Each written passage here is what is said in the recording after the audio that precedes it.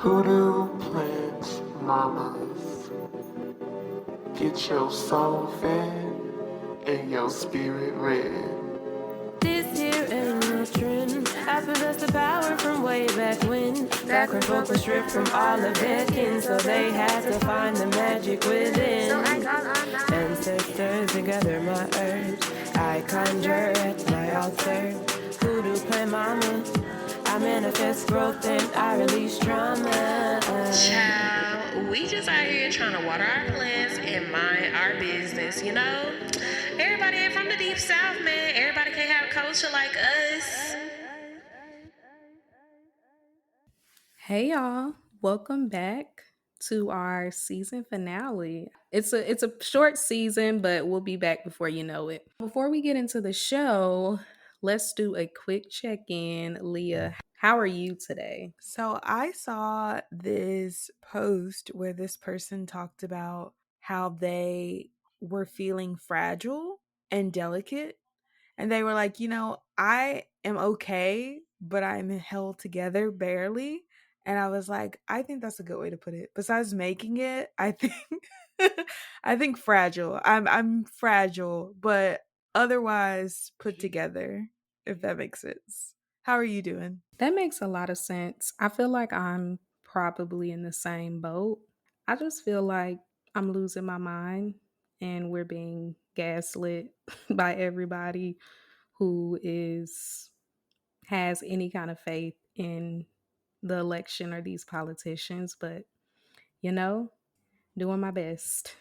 That's all you can do at this point. What are you grateful for today? Last week was really like emotionally rough for me. And this week I feel okay. Like I feel better.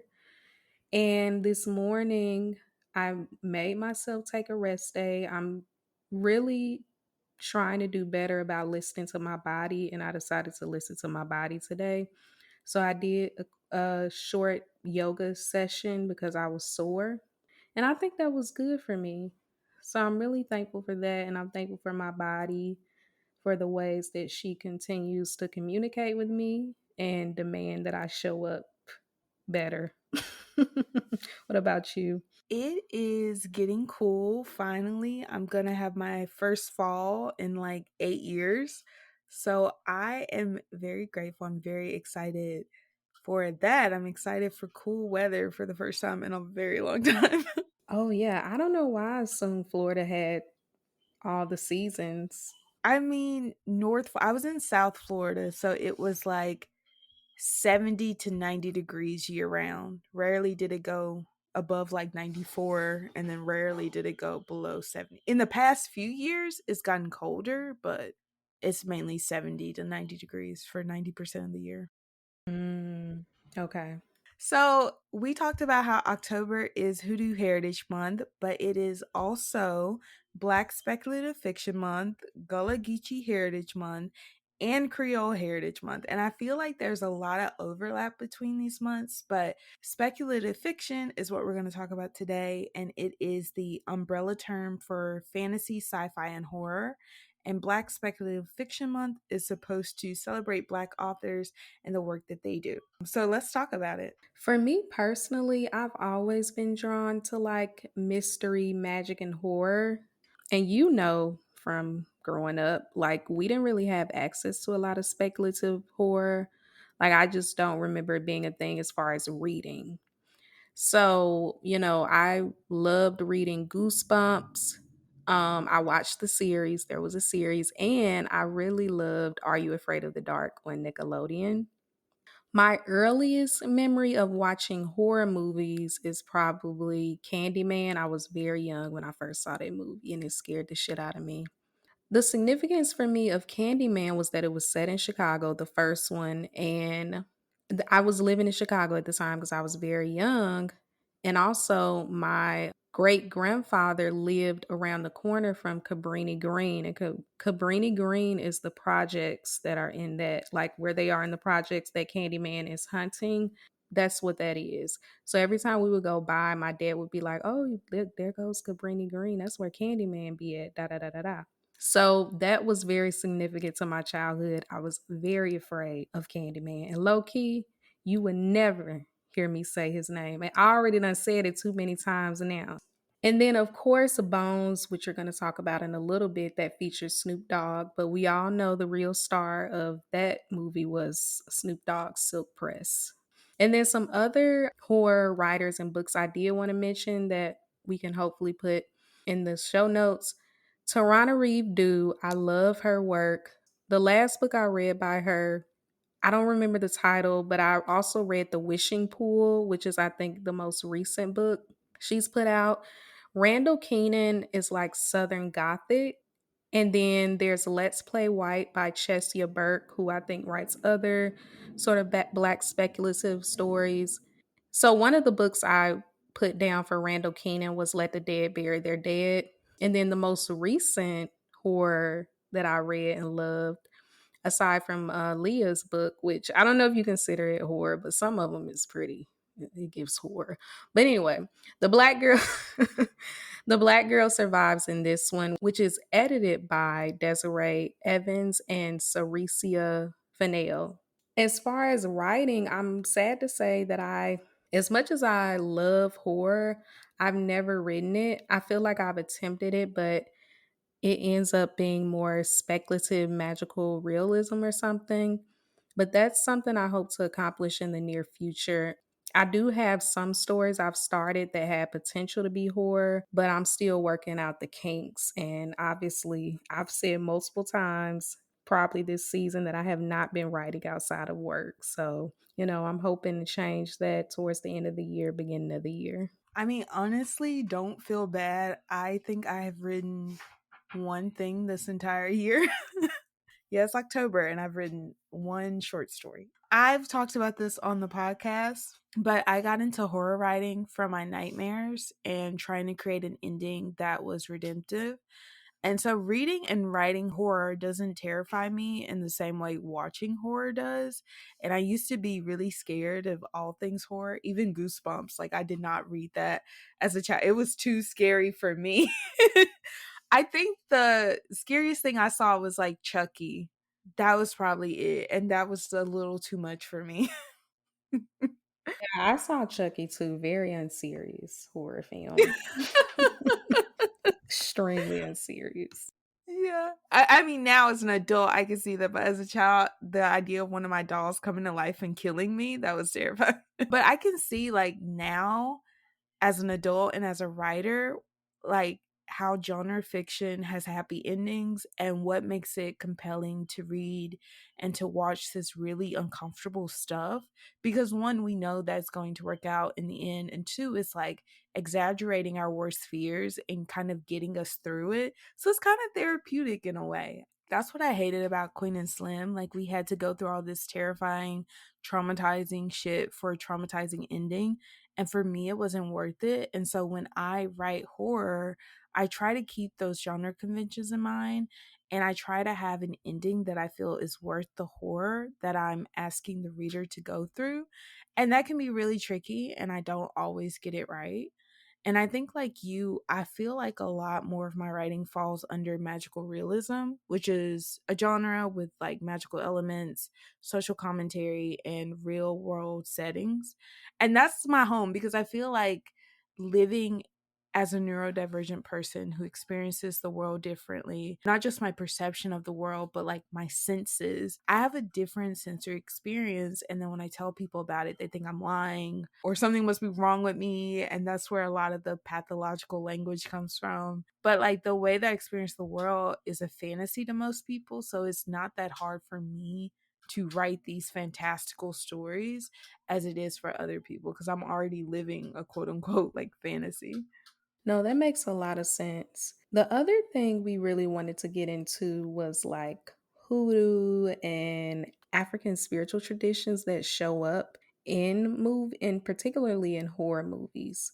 The first movie I saw depicting hoodoo was The Skeleton Key. I used to love that movie until I reflected on it more, grew up, and also grew into my own practice because I saw this movie before I was like actively into hoodoo. White people took up way too much screen time in that movie, and like even the way they set it up was kind of fucked up. The premise of it was amazing. It's basically about these two enslaved people, I think.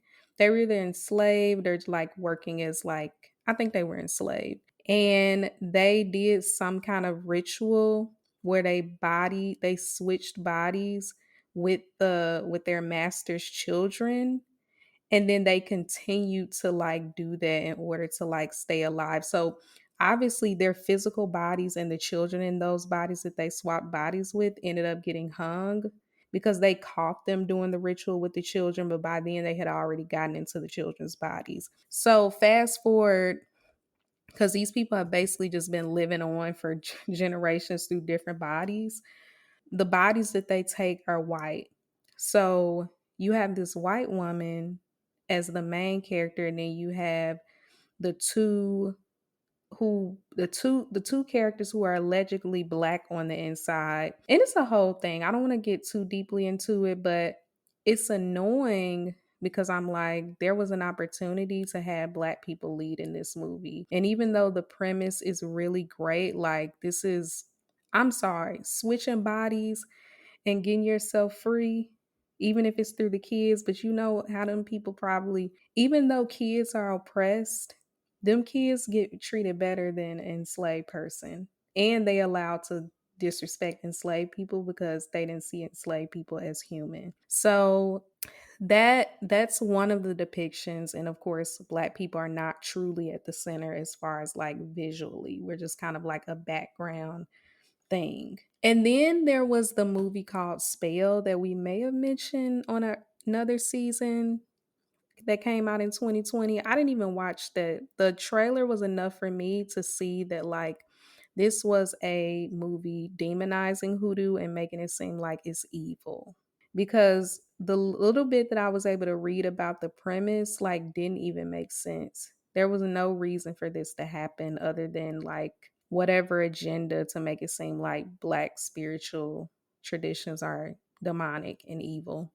And then, of course, some more positive representations are Eve's Bayou. I feel like Eve Bayou was a really positive representation around that and around Black people in the South and just the way we do spirituality and religion. So other films that include like African spiritual traditions and a play on it, even though they can be problematic, are Black exploitation horror films. Movies like Sugar Hill, which Leah is going to talk about in a little bit in more detail. Abby, which is basically the black version of The Exorcist. So Abby is like this church-going Christian girl who's allegedly possessed by Eshu. And a part of her possession is that she's very like overly sexual and just like vulgar and all of that. And she's exorcised by an Ephi priest. So there's a whole thing. And then Scream Blackula Scream, which features Pam Grier. In that movie, Pam Grier plays a voodoo priestess who's approached by Blackula because he wants her to save his tormented soul. So if you've seen Blackula, Blackula was cursed by Dracula. That's how he became what he is. And he does not like it, even though he spent his time torturing other people, which you just got to go watch it to see. But it's actually funny. Beyonce's ex stepdaddy is also in it, showing his ass, but he is in it. As you were talking about where you first saw like hoodoo and African spirituality, I had to think about where I saw it, and I'm not sure, but I do remember a few years ago there was this movie called Cuties on Netflix, and it's about this teenage girl. She wants to join a dance team, and so she's doing these dances and stuff, and it can be interpreted as like her like signing up to be sexualized. So they come from a very religious family. It's a Muslim family. Her mom is African, but they live in the UK. Or do they live in France? They live in Europe somewhere. Her mom is African, but they live in Europe. And her mom is worried that she has been possessed by someone, so she has like a woman in white come and chant and throw water at this little girl to try to exorcise her. And so that movie had a lot of scrutiny when it came out that scene in particular, there were a lot of white people who were saying that it was a wet t-shirt thing for pedophiles, even though it was clear to me, that this was an exorcism that was being performed. But that was a recent time that I remember any time of African spirituality coming up. So for this episode, we watched Bones, which was a 2001 movie with Snoop Dogg and his silk press, as you said, with Pam Grier, Bianca Lawson, and Khalil Kane from Girlfriends.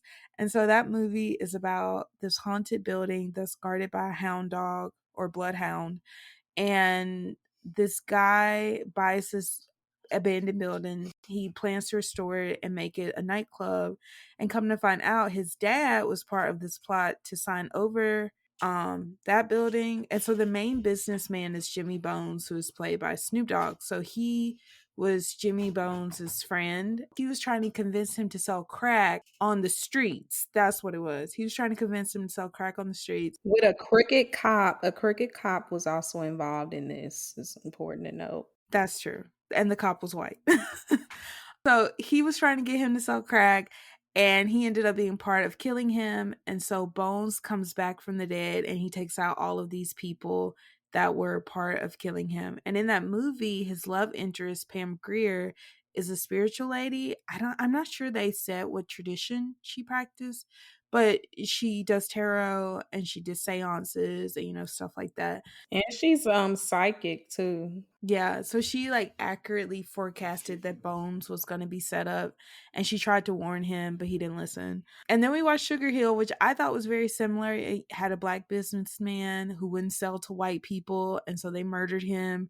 And then his fiance hired Baron Samedi, who is a Haitian deity, to take out all of these men. And in both cases, what was interesting was like there was this white man who wanted what a black man had, partnered with the black man to try to get it from him, and then black spirituality was used to settle the score and kind of take these white men out. And it was like that was the only avenue that black people had to get justice. I love the idea of black people getting their lick back, period.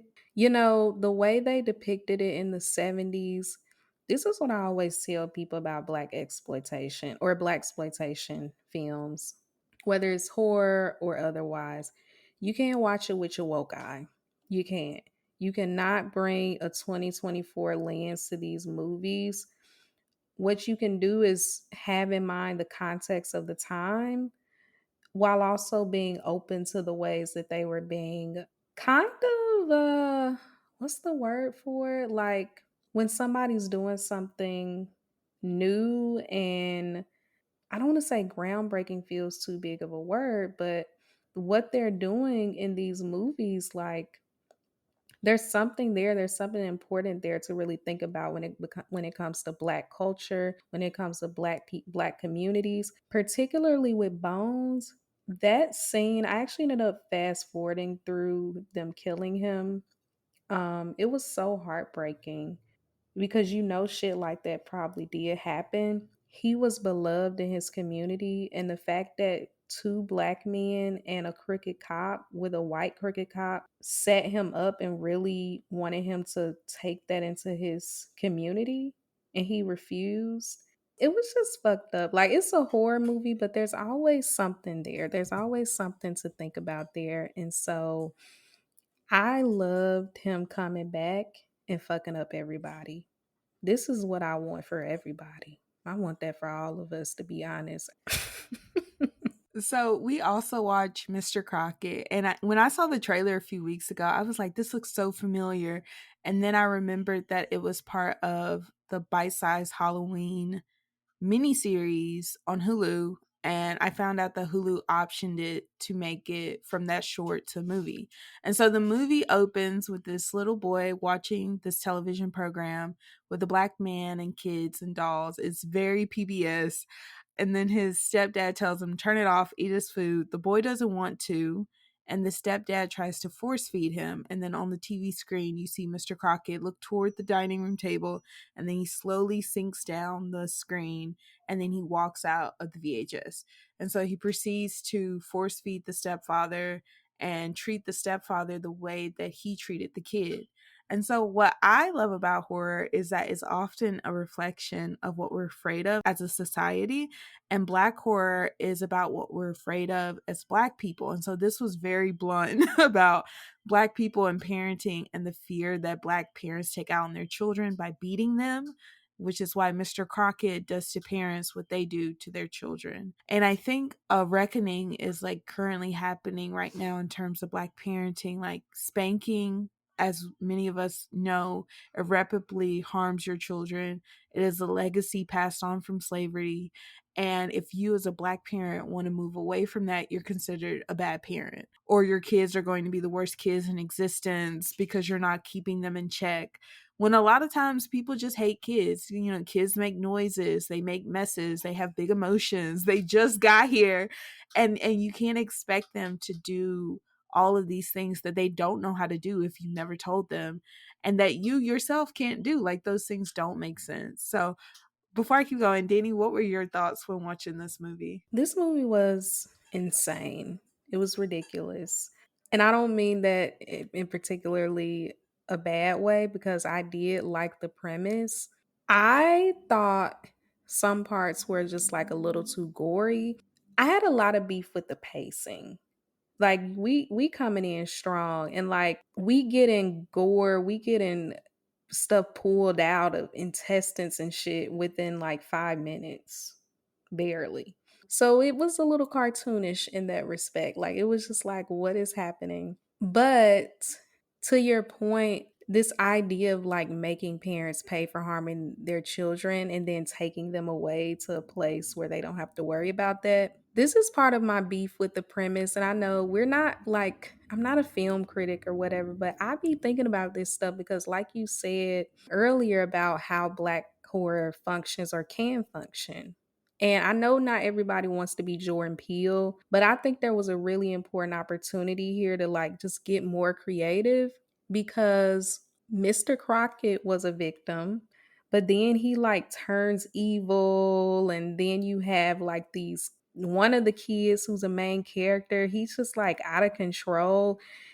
And mind you, he could be grieving, but I don't know, it feels weird the way it was set up, because I feel like there was an opportunity for Mr. Crockett to heal and release the children willingly. And some people might say that's cheesy. And don't get me wrong, I love a plot twist at the end of a horror film where there's no resolution. Like, love it. But here, you seem to be trying to make some kind of commentary. So like, why not take it a step further and be more meaningful? How do we get to the core of what turned Mr. Crockett this way? Because for him to go through what he went through and then him to then get painted as just like evil, when the way he died was even like noble, I don't know. It gives a lot of mixed messaging in a particular way that I don't really know what to do with, especially with the mom who didn't really do anything. She lost her temper because this little boy was acting a fool. Like, he was so disrespectful. And I want to ask the director, why? Are you trying to insinuate something with this, with making this little boy act like this? I just don't think most kids are acting this extreme in grief. So it's a movie, but I'm just saying, there was an opportunity missed. But the premise of it I thought was really interesting. And I love that Black women were in the lead and they were the final girls. Okay, we love a Black final girl. I'm going to say I do agree with you. I felt the same way with They Clone Tyrone, where when the evil people are like, this is why I did everything, I'm like, maybe we could have kept that to ourselves. Like, I would have been better off not knowing. I did enjoy his backstory of him, like, he was abused as a child, and so he's trying to help kids who were being abused. And even like you said, the way that he died was kind of traumatic. I was expecting him to be more violent towards the kids in order to justify the violence he had, like, as a spirit. But yeah, there were some things I was like, we could have kept this to ourselves, because I think the movie would have been better if they did. I like that you brought up They Clone Tyrone because I actually really liked that movie. But yeah, that part too was a lazy moment for me as far as the writing because let's be fucking serious. Like you could have came up with something better, a better excuse because that excuse was silly and selfish. Because your brother, was it his brother that got killed by the police? You think this is the answer? That don't even make no sense. And honestly, you really insulting the intelligence of this black man for real by making that be the reason. But other than that, it was a good movie, and I agree with you. If that's all you could have came up with, you could have kept that shit and just let him be a black man that wanted power, and so he decided to go against other black people. Before we go to break, I do want to talk about Jordan Peele because I feel like he's always talked about when we talk about black horror. And after Get Out, there was like a whole slew of Get Out esque movies. And I feel like a lot of people misinterpreted Get Out's success. What made it successful was that it pointed to a particular fear that black people, especially black people in interracial relationships and or in white spaces feel.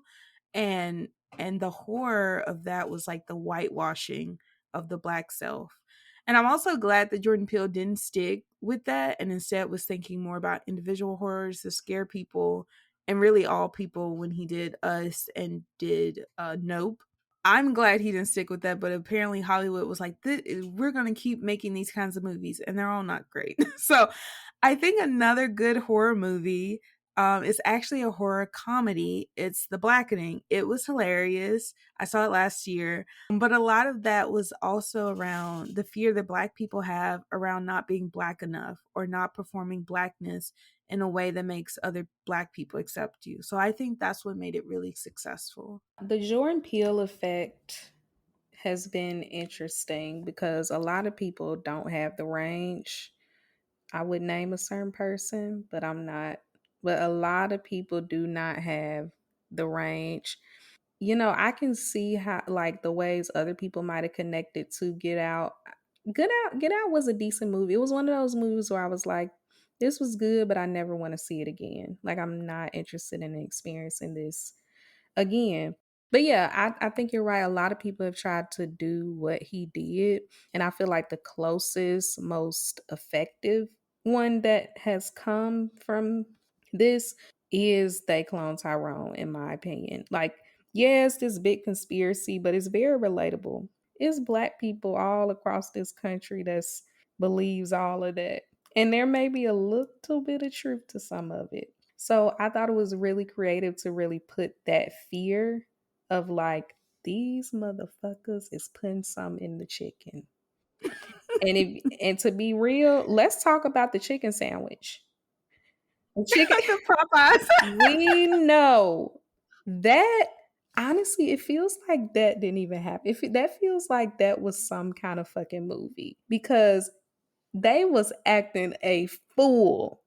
And shortly after that, what happened? The pandemic. That's all I'm saying. Like, so points were made and it is what it is. But yeah, I'm glad you brought that up. You know what? Since the Diddy thing, I'm like, the Illuminati girls were right. To some extent, You know, they were right. what upsets me about those people who I used to be a part of as far as looking at all those videos on YouTube is that it always takes a left turn. Like they always end up being bigots. I always got to have a line with them. When I say they were right, I mean they were right in that whole like something's going on in the music industry and people are abusing their power to get certain people ahead, things like that. But I was suspicious because it was always like, oh, no black woman in the music industry got to where she was off her own talent or whatever. It was always the black women made a deal with the devil and it was a bit exaggerated. But like y'all were right about the music industry and some shady stuff and some violence. Yeah, they saying Clive Davis, the puppet master. They saying he behind all of it. I wouldn't be surprised if Trump was really at the top, to be honest. Like he's all up in that Diddy shit. He got photos, all of this shit. So I don't know. I already have the theory that they be having the billionaires in the entire world, like who make up the world. They got secret conventions that they have that they come up with like bullet points to present to politicians and do bids. Like what do you call it when people bid on something? Like I think they do something Like an like auction? yeah. I think they do some shit like that. So Oprah up in there too. Beyonce and Jay Z them probably there. Like we got to be realistic about this, okay? So they on to something because it's definitely some shit going on. It's definitely some meetings happening. Now the girls are saying that there's an underground world that the celebrities are running. And see, when we get to that point, I don't know. Is it possible? Perhaps. But at some point you start to take it a step too far. Yeah. Really. So we can go to break. All righty.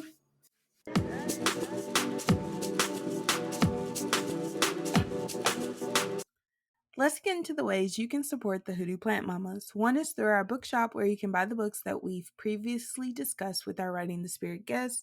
We have a Hoodoo's Beginner's Guide as well as our top reading picks. You can also buy my books. Every purchase you make helps support our show. Check us out at bookshop.org/shop/Hoodoo Plant Mamas or the link in our show notes. Other ways you can support us include rating and reviewing this podcast on Spotify and Apple Podcasts. Follow us on Twitter at Hoodoo Plants and Instagram at Hoodoo Plant Mamas. Check out our Patreon where we share exclusive video, plant, and spiritual content for only $3 a month. We also have a new patron. Hi, Rochelle. Thank you so much for supporting us. If you prefer a one-time donation, you can donate via Cash App at # Hoodoo Plant Mamas or on our PayPal at hoodooplantmamas@gmail.com. All right, let's get back to the show.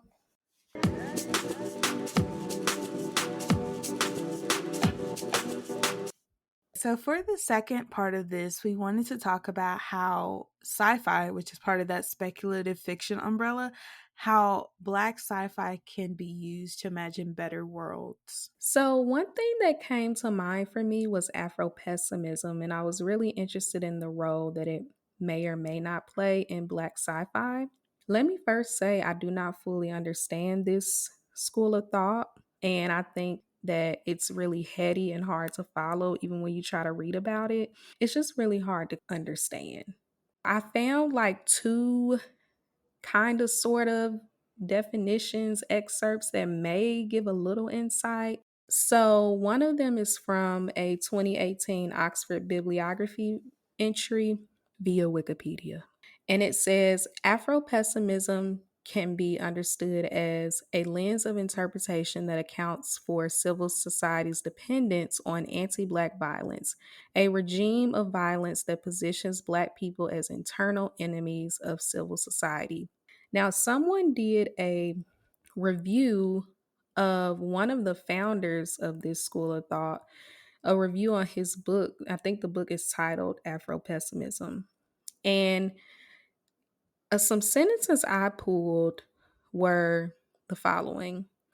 For Wilderson, that's the guy's last name, the state of slavery for Black people is permanent. Every Black person is always a slave and therefore a perpetual corpse, buried beneath the world and stinking it up. It's really dramatic. Blackness is coterminous with slaveness, wilderness rights. So that word I looked up, I think it can be translated to Blackness is synonymous with slaveness, but that's what I mean by like unnecessarily like heady and convoluted. And civil society as we know it requires this category of non-person to exist. Emancipation is a myth. Now, that's very dark. I'm sorry if there's some Afro pessimist experts that listen to this. I'm doing my best. But an example of a person that I think falls under this umbrella is Derek Bell, particularly his film, and I think it's also a short story, Space Traders. If you don't know what Space Traders is, a short synopsis is basically some kind of extraterrestrial something from outer space basically comes and says, hey, we'll basically cure the world of all its problems if y'all trade Black people. Really, they said people with a certain amount of melanin, I think. So it don't just include black people, but for the purposes of this film, it's focusing on black people. And there's a whole thing with them trying to figure out, like, are we going to really do it? You got the black church in there talking about it. People just trying to figure out, like, what's going on. And you have a black man who's a part of this, like, conservative group that is a part of the negotiation, who thinks he's going to be safe. Ultimately, he isn't. That was interesting within itself, to think that he was somehow going to be an exception. And so I was thinking about, this is sci-fi. This is a type of sci-fi. What could this film or even the short story teach us? What could this dystopian plot, particularly for Black people, what is it doing? Can it inspire action? I feel like that particular plot of Black people getting traded for the world to be perfect, it's unbelievable for a lot of people. But then you read somebody like Octavia Butler, and to me, it's way more terrifying what she's doing, because it feels more realistic in a way that we can see, and we can see remnants of it in our current society. And maybe the difference is Butler tries to offer hope. I don't know. Let me know what you're thinking. I think the core of Afro pessimism is like trying to be realistic about anti-blackness, and I think when it's in sci-fi, it's trying to be realistic of the fact that like a lot of the way that our society structures is on the backs of black people. And it's like, what would a future look like knowing how a lot of these people will fight to their death to keep black people subjugated? What will the future look like then? And so I'm thinking that like a lot of this could be a mix of Afro pessimism and Afrofuturism. Afrofuturism is incorporating futuristic or science fiction themes with elements of Black history and culture. So I recently finished Alicia Dow's saga. I believe she's biracial, but her saga is an interconnected, not quite chronological, books set within the same universe. Is The Sound of Stars, The Kindred, and The Song of Salvation. All of the characters feature a black, fat teenage girl. But in this future, there's still colonization. It's an intergalactic colonization. Black people are still subjugated. Like there was the main girl in The Kindred. She came from a different solar system, and then their spaceship landed in Florida. But like there was a black woman in Florida who could do her hair, but there wasn't anybody on her home planet that knew how to do her hair. And I was like, I just that didn't feel realistic to me in a same universe where like there's a med kit that can scan your body, see what's wrong with you, and fix it like immediately. Like it doesn't make sense to me that you can have that technology, but you can't do a black woman's hair. Like that was, I don't know. But what I really loved about this saga was that music, art, and love were all central to the liberation of these subjugated people. And I think Alicia Dow is really great at writing big feelings. So if you hate things that have a lot of feelings in it, you may not like these books. But I did find her critiques on colonization very brilliant. That makes sense about the being realistic part. I found that some people that talk about, like people who I've seen casually talking about Afro pessimism, talk about it in a way as if it doesn't offer hope. But I think that you can find hope in it when you really understand what you're dealing with. Because as dark as Derek Bell or even Octavia Butler's work can be, even this idea in the book that you talked about of like not having technology to do black hair, I still feel like it can sort of pull people into like the reality of where we are. Like you really have to be willing to sit with where we are or where we could be. Do you believe that the United States government would trade black people for world peace? Yes. Yes, they would. Because y'all are willing to sacrifice Palestinians and literally the need for a ceasefire in the name of your hypothetical rights that you think Trump is going to take. If you allow it to them, you allow it to yourself, and a lot of people don't believe that shit. So I don't know. A part of me feels like it can teach us something. It can bring people to reality because a lot of niggas simply aren't living in reality. And maybe that can be maybe that in part is also the function of sci-fi in a lot of ways. Where yes, this is ridiculous, but let's dig a little deeper. Well, not ridiculous, but maybe this seems like it couldn't happen. But let's think about, let's dig a little deeper and see like maybe something similar could, or maybe we already see something like this happening. I think sci-fi can also operate in showing us other ways, kind of like maybe in the future we are still dealing with colonization, but we can use technology to get us through it, right? And so I'm thinking of Julia Mallory's You Will Know Your Tribe by Their Joy. And it was a future where in the past, slavery had happened because now Black people got reparations, and laughter is causing Black people to levitate. And I'm thinking about, people have made so many videos about this, about how like Black people don't laugh in place, like our laughter has movement with it. So I think when we write about the future, yes, we can be realistic. Yes, we can acknowledge that like some form of our subjugation may still exist, but we can also hope that it won't always last. Like we can also, I don't think it hurts for us to be hopeful and to imagine our joy and our laughter in the future. I don't think that hurts. I agree. And that flash piece by Julia, You Will Know Your Tribe by Their Joy, is so imaginative. And I don't know, reading it just makes you feel this sort of warmness because it almost represents what we're doing now, where yeah, we're not physically in chains like our ancestors, but we're still struggling through these particular things. But look at the ways we allow our joy to physically move us, to give us hope, to help us like form community. Literally, happiness, laughter, dance, joy, all of that is what really brings Black people together. When Black people are gathered, it's a party. It's a party, period. So I really love that. And I think you're right. It doesn't hurt to be optimistic. And I think for me, I'm going to be honest, like, I think I personally struggle with optimism when we're forced to suffer through and even be accosted by people who are like choosing to be a delusional in a way that like is harmful to the rest of us, in a way where they are truly not thinking about the solidarity we should be having with not only like humans on this earth but all living things, the solidarity we should have with the earth that holds us. So yeah, I think that's the struggle I have, and that's partly why I brought up Afro pessimism in this discussion. But I do think that joy and hope are important.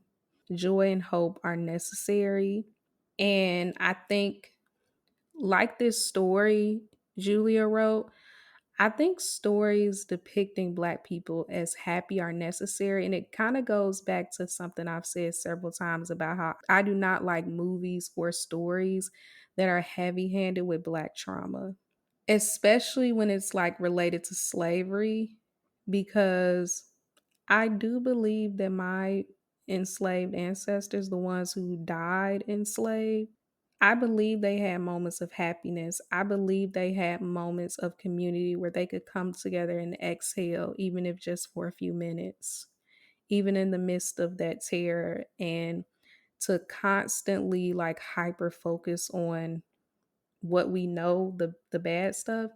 I think it humanizes them, and it in a lot of ways it elevates them as ancestors, to honor that like that they were so much more than their subjugation. And yeah, and I think this story does a good job of that, like just like that power in that laughter and in that joy. I'm going to say yes, I agree. So, my final thoughts is I love what speculative fiction can do, not just for like Black people, but for the Black imagination, and how we as writers have used it to try to get through a lot of the violences and a lot of the destruction that's going on. So Alicia Dow's books I've been reading, and it was just like it was a comfort to me to think about a universe where all of this technology, because I really wanted something like that medikit to scan my body and fix me. I wanted that real bad. But it was just like, it was just such a comfort to think about, like, wow, somewhere in this universe, something like this could exist because we're imagining that it can exist. So if we can imagine it, I believe it can be one day. Yeah, I think it functions that way for me for sure, and I think that's one of the ways I stay hopeful. I really love this conversation. I think this was a good short season, and I am forever grateful for the people that continue to support us because this is really a labor of love, especially given what we're currently living through. This is like a highlight in my life right now. So I'm thankful to have been able to do this with Leah for another year and another season. This is our 4th year. Period. So Yeah. we've done this under interesting circumstances all over the course of those 4 years. So you're welcome. If you like this episode, you can like, rate, and review Hoodoo Plant Mamas on Spotify and Apple Podcasts. If anything from the show resonated with you, make sure to share it with us on social media. You can find us on Twitter at Hoodoo Plants and Instagram at Hoodoo Plant Mamas. Please stay in touch even as we go on our little hiatus. And thank y'all for listening. Bye.